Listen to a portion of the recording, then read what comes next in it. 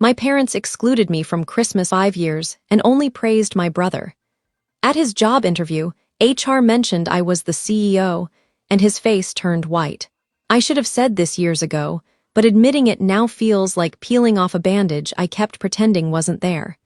For 5 Christmases straight, I was the daughter quietly pushed out of the picture. My name is Kelsey Mitchell, and in my family, I learned early that silence doesn't protect you. It just teaches everyone else that you can be ignored. I had accepted the distance, or at least taught myself to survive it, until the moment everything cracked open without warning. It happened on an ordinary morning at Brightline Nexus, the company I built from nothing and now run every single day.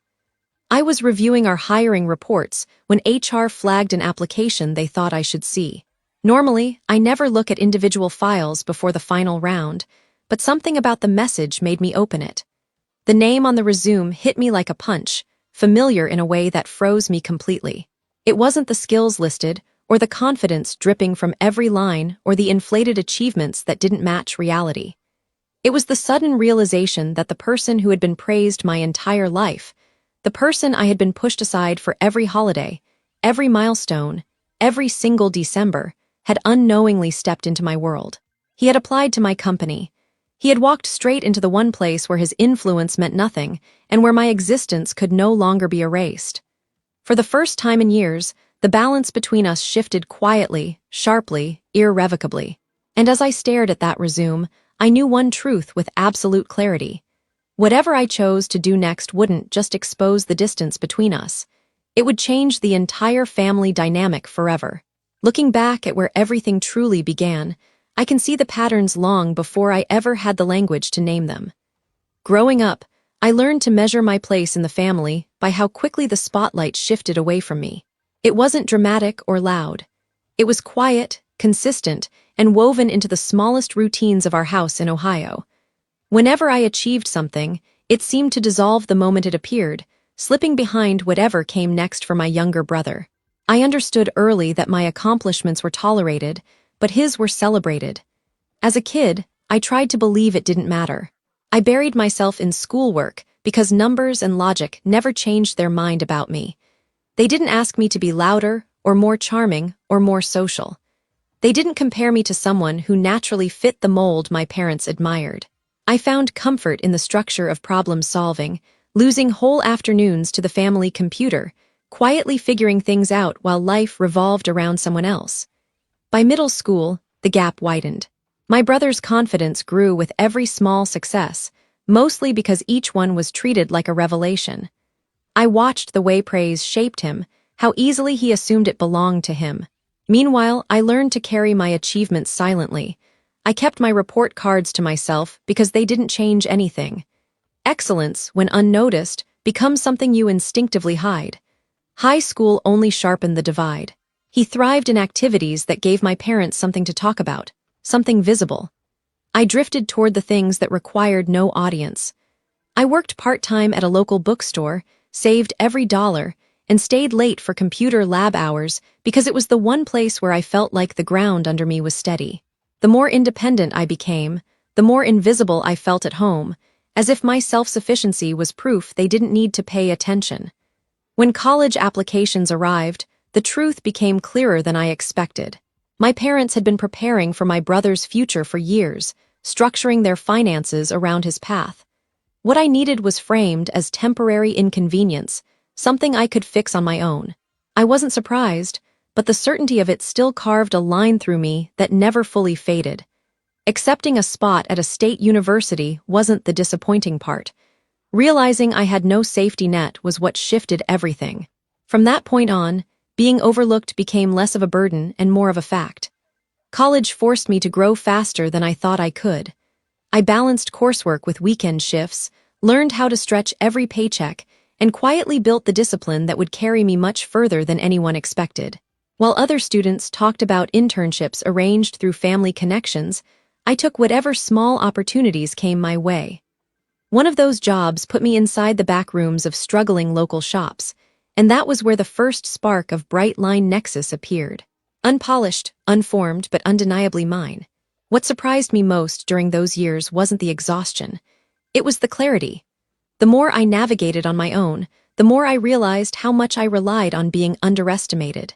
It pushed me forward in ways their attention never would have. Still, there were moments when the distance caught up to me, holidays where I felt like a guest rather than a daughter, conversations where my life barely registered. I tried not to internalize it, but it shaped me more than I admitted at the time. By the time graduation approached, something inside me had settled. I no longer expected recognition or support. Independence wasn't a choice anymore. It was the only way I knew how to move. I stepped into adulthood with the quiet understanding that if I wanted a future, I'd have to build it myself, brick by brick, without anyone noticing until it was already standing. There came a time in my 20s when the distance within my family began revealing itself in sharper ways than I expected. It didn't happen through one defining moment, but through small shifts that accumulated until they felt impossible to ignore. The holidays were where those shifts became clearest, especially the years when everyone else seemed to lean closer, while I found myself quietly moved to the outskirts of their traditions. During the first December, after I settled into adulthood, I tried to keep things uncomplicated. I had just begun shaping the earliest version of the software that would later become central to my life, and I convinced myself that staying focused was enough to explain my choices. What surprised me, though, was the ease with which my absence blended into the background of my family's celebration. It felt as if the assumption had always been that I would adjust myself around whatever was already in motion. The following year created a deeper imprint. I expected the usual strain, but there was something different in the way the household revolved around my younger brother's plans. Every detail seemed arranged around him, and in those moments, I realized how habitual it had become for my contributions to be secondary. I watched from afar as their excitement revolved around a life that felt increasingly separate from mine. And though I didn't want the disappointment to matter, it did. By the third December, I noticed myself preparing emotionally for the distance before it even had a chance to form. I didn't anticipate an invitation, and none arrived. The silence was easier to accept than any half-hearted gesture, yet it carried a weight that settled into me more firmly than I wanted to admit. I told myself that work filled the space well enough, that accomplishing something tangible made the season bearable. Yet there was an ache underneath that never quite dissolved. The fourth holiday season shifted everything again. That was when I stopped assuming there was still room for me in the traditions I grew up with. I saw photos through acquaintances rather than through my family, and the celebration looked full, polished, complete, at least to them. Observing it from the outside made it clear that whatever place I once held had slowly been absorbed by priorities I no longer understood. Instead of dwelling on it, I accepted an invitation from my friend Jenna Coleman. Spending the day in her warm, chaotic household felt unfamiliar at first, but something in it softened a part of me I hadn't realized was rigid. For once, I didn't feel like an additional piece someone had forgotten to account for. When the 5th December approached, I was already living in Austin and building the foundation of what would become Bright Line Nexus. I didn't expect anything from my family, and nothing arrived. No message, no check-in, no acknowledgement that the day meant anything at all. It wasn't the absence itself that stung. It was how natural it seemed for them. I spent that holiday with Jenna again, and although the quiet edges of hurt lingered somewhere inside me, I felt myself settling into the understanding that closeness isn't guaranteed by blood. Sometimes it's formed by the people who choose to stay. Those 5 years altered something fundamental in me. The gradual exclusion taught me not to wait for recognition that was never meant for me. It taught me resilience, yes, but also a clearer view of where I stood. I stopped expecting invitations into spaces that no longer had room for me, and I stopped trying to earn a place in dynamics that had been shaped long before I ever understood them. By the end of that 5th December, I carried a steadier version of myself, not detached, but no longer reaching for someone else's definition of belonging. I learned to let the distance settle without letting it define me. And in doing so, I began understanding the strength of building a life that didn't rely on being seen by people who had never truly looked. The years that followed carried a momentum I hadn't anticipated, almost as if the decisions I made out of necessity began unfolding into a direction I hadn't fully allowed myself to imagine. Moving to Austin marked the first time I chose a place entirely on my own terms. I hadn't planned for it to feel liberating, but the shift became a quiet turning point. Without the weight of old expectations, I had room to grow into someone I barely recognized. Someone capable of creating something real from the ideas that had once kept me company late at night. Settling into my first job in the city gave me structure and perspective. It was modest, but it exposed me to the world of small business technology from angles I hadn't seen before. I learned how problems materialized in the daily operations of local shops, not from grand failures, but from tiny inefficiencies repeated 1,000 times. Watching people try to keep up with constant demands sparked something in me that only grew stronger with time. I saw how tools could lift some of that weight, how thoughtful design could carve clarity out of chaos. That curiosity worked its way into my evenings, where I kept refining the earliest version of the system that would later define my work. As my professional life slowly expanded, the contrast between my path and my brother's became more pronounced. He moved through jobs that seemed to drain him more than they shaped him. Yet somehow he remained the focal point of most conversations with my family. Their pride never wavered, even when his choices led him in circles. I didn't resent the support he received, but I couldn't ignore how deeply ingrained the imbalance was. It reinforced a truth I'd spent years internalizing. Whatever I built would always be something I carried alone. While he drifted, I climbed. Not in a glamorous way, but in consistent measured movements that built a foundation beneath me. Every promotion, every project, every late night spent debugging code added another layer to my confidence. I began to see myself less as someone trying to prove her worth and more as someone capable of leading. Austin's energy amplified that feeling. Surrounded by people who believed in possibilities more than limitations, I started imagining what it would look like to turn my side project into a real venture. The moment I committed to developing Bright Line Nexus was not dramatic. It was a quiet acknowledgement that I had outgrown the space I occupied. Launching it required everything I had saved and everything I had learned. But for the first time, fear didn't overshadow my ambition. I structured each phase carefully. Research, prototyping, testing with local vendors who were willing to try something new. Some days felt impossible, but progress moved forward in steady increments. As demand grew, I shifted from building alone to assembling a small team, each person adding skill and perspective that strengthened the product. The more the company evolved, the more distant I felt from the family I came from. Not because of resentment, but because it became clear that they didn't understand the world I was stepping into.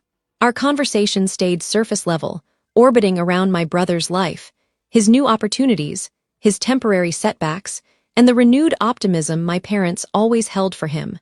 I accepted their focus without challenging it, knowing that their vision of success had never included someone like me.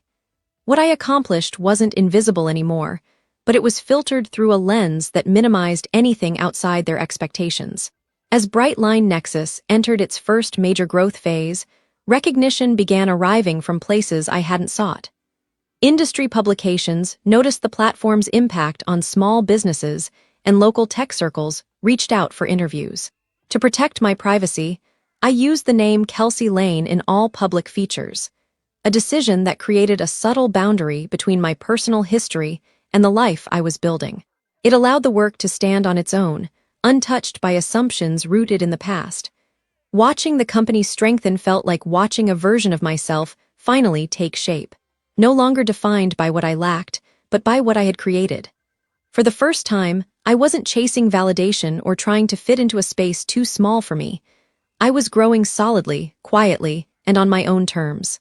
There was a particular stillness in the office on the morning the final interview was scheduled. A kind of focused quiet that made every movement feel more deliberate.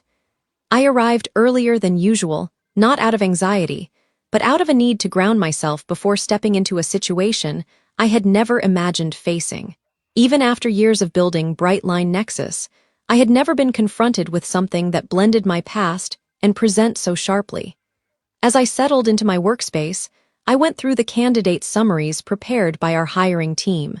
The role we were filling required precision, resilience, and a sense of structure under pressure. Qualities I valued because I had learned them the hard way. When Monica Ellis, our HR director, sent me the final confirmation for the interview schedule, I sensed her attention lingering on the name inside the file. She didn't question my decision to join the final round, but there was an unspoken understanding that this interview carried weight beyond what the hiring metrics could capture. Before the meeting, I reviewed the notes from the earlier rounds. The candidate had made bold claims about leadership, but demonstrated little evidence of the depth required to support them. There was an unmistakable pattern in his evaluations: confidence overshadowing substance, charm masking gaps, assertiveness substituting for clarity. The assessments pointed to potential, but potential untested, unrefined, and misaligned with the direction our company was moving toward. Knowing this only sharpened my awareness of how complex the next hour might become. When the time approached, I took a moment to study myself. I wasn't preparing to punish anyone. I wasn't even preparing to confront anything. I simply needed to honor the standards of the company I had built, just as I would with any applicant who walked through our doors. Yet beneath that conviction ran a quieter current, one shaped by years of imbalance that had left their imprint deeper than I often admitted. The interview would not change the past, but it would inevitably reveal something about how far I had traveled beyond it. I walked toward the conference room without haste, rehearsing nothing but carrying a calm resolve. Through the glass, I could see the candidate seated across from Monica, gesturing as he described an accomplishment that looked far more impressive on paper than in practice. His posture radiated entitlement rather than readiness, and I felt a faint shift inside myself. Not anger, not bitterness, but a recognition of how familiar that posture once felt in the home we shared. When Monica introduced me as the CEO, the sudden change in the candidate's expression made the air feel heavier. Shock tightened his features, and disbelief flickered in his eyes. For a heartbeat, the silence felt suspended between us, carrying the weight of years that neither of us had acknowledged. I had prepared myself to remain neutral, but witnessing the instant collapse of his assumptions stirred an unexpected steadiness in me.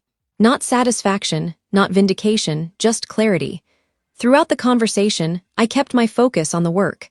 I asked the questions required for the role, questions designed to reveal capability rather than bravado. His responses shifted from confident to evasive, then to defensive as each question pressed closer to the gaps he tried to disguise. I recognized the pattern, not because I had seen it in him before, but because I had witnessed what happens when praise replaces discipline for too long. Beneath the surface, he had never learned to withstand pressure that didn't immediately bend in his favor. As the interview progressed, the room settled into an unmistakable imbalance, one defined not by authority, but by preparedness. I felt the divide widening with each incomplete answer, each attempt to redirect the conversation toward charm rather than competence.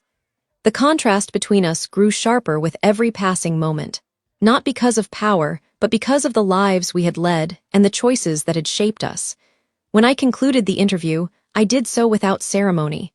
There was nothing more to uncover, nothing more to evaluate. The hour had revealed everything it needed to reveal, and the implications of that would unfold soon enough. There was no time to catch my breath before the shift began. The interview had barely ended when I sensed the storm gathering outside my office door. Not through noise, but through a tight, deliberate silence that carried the weight of someone trying to regain control of a moment that had slipped away from him. I knew the confrontation was inevitable long before he stepped inside. When he entered, his expression carried a tension I recognized instantly. Not vulnerability, but indignation. It struck me how quickly certainty transforms into panic when the ground beneath it proves unsteady. I watched him pace, assembling a version of the story that placed me at the center of a narrative I had never agreed to participate in. Even without words, the accusation radiated from him as though I had broken some unspoken rule simply by existing in a position he never imagined me capable of holding. The weight of his reaction created a ripple that extended far beyond the room. Within the hour, Daniel Mitchell and Cynthia Mitchell arrived at the building, each step echoing the urgency of parents summoned to defend a child. I wasn't surprised they came.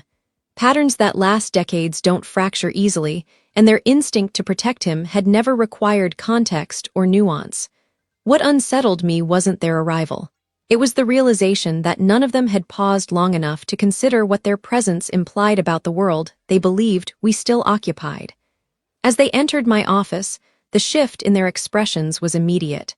The reality of where they were standing forced a crack down the center of their assumptions. Yet they clung to the version of events that had always served them. I could feel the shape of their disappointment long before it settled on me. The familiar heaviness returned.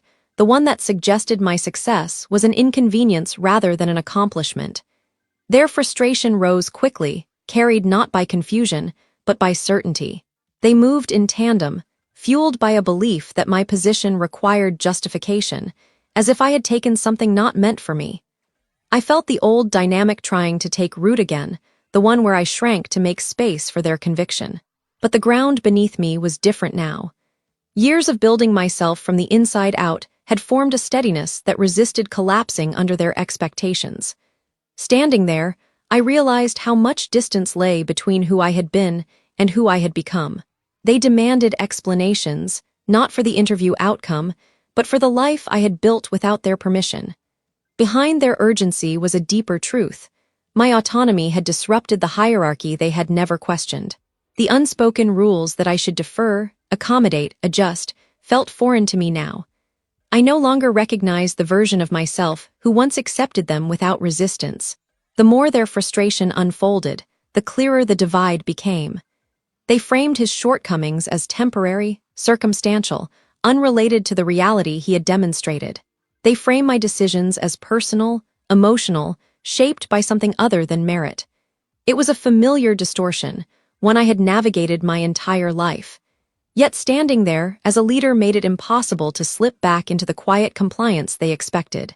Every memory of exclusion, every December where my absence blended unnoticed into the background, gathered inside me, not as anger, but as clarity.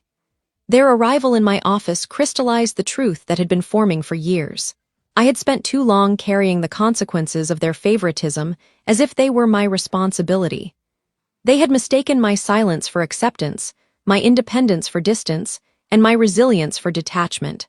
In that moment, I understood what I needed to protect. Not pride, not status. Boundaries. Boundaries I had never enforced because I believed enduring their imbalance was easier than confronting it. Now standing in the heart of the company I built, I felt the weight of those boundaries take shape for the first time. By the time the confrontation reached its peak, something within me had settled with unmistakable finality. I could no longer absorb the blame they were trying to hand me. I could no longer shrink to preserve a dynamic that had never preserved me. And though none of us spoke the words aloud, the air between us carried a truth none of us could return from. A quiet stillness settled in the days that followed, the kind that arrives after something heavy finally breaks open. Nothing felt celebratory, yet nothing felt uncertain either. It was as if the confrontation had carved out a new shape inside me, one I had resisted acknowledging for far too long. I returned to my work with a focus that came not from ambition, but from relief. Relief that I no longer had to bend myself into whatever version made others feel comfortable. The shift inside my family revealed itself slowly. Daniel Mitchell and Cynthia Mitchell began reaching out more often, each message hesitant, as though they were learning a language they never realized they needed. Their words weren't polished or perfectly timed, but they carried something new. Awareness. I didn't rush to interpret it as transformation. People don't rewrite decades overnight. Still, the attempts mattered, even if they wobbled under their own weight. Eric's reality unfolded in ways none of us could ignore. His dismissal from his former job lingered longer than he expected, and the rejections he received afterward carried a sharper sting now that they couldn't be blamed on circumstance. Watching him navigate consequences he'd never faced before awakened a complicated mixture inside me. I didn't hate him, but I couldn't rescue him either. It wasn't CRLT. It was finally letting the world teach him what I never could. When he applied for the entry-level role at Brightline Nexus, the decision surprised me less than the sincerity that followed. He showed up not with bravado or excuses, but with a quiet determination that didn't resemble the version of him I once knew. I didn't praise him for it, nor did I hover. I gave him exactly what I gave everyone else, space to rise or fall on his own merit. Whether he succeeded or not was no longer a burden I carried. My parents' apology came in pieces, awkward, incomplete, but real in its effort. Each conversation nudged them one step closer to seeing me not through the lens of comparison, but as someone they should have recognized long ago. Their remorse didn't erase the past, and I didn't pretend it did. What it offered was something different, the possibility of rebuilding without rewriting history. That kind of rebuilding requires patience, and for the first time, I had enough of it to give. Despite the progress, an ache remained beneath everything. An ache for the years lost to silence, for the holidays spent alone for the girl I had been who never understood why love felt conditional. Healing didn't arrive as triumph. It arrived as acceptance. Acceptance that my family might never become what I once hoped for, but they could become something better than what they had been. The company continued to grow, and I grew with it. Responsibility no longer felt like armor. It felt like purpose. I understood now that my worth had never needed to be proven to anyone who refused to see it. What mattered was that I finally saw it myself. As my family gradually stitched together new patterns, I learned to meet them where they were. Not out of obligation, but from a steady strength that came from choosing myself first. That choice didn't sever us. It clarified us. For the first time, the imbalance that shaped my entire upbringing no longer dictated who I was allowed to be. The ending wasn't dramatic. It wasn't cinematic. It was honest, quiet, steady, imperfect. And maybe that was enough. The end. Her story wasn't about revenge at all, but about the moment a woman finally claimed the space she had earned. Every person in her family faced the consequences of their choices, not through punishment, but through truth. And now the real question is this. When a family finally sees the child they overlooked, is it ever possible to rebuild without losing something along the way?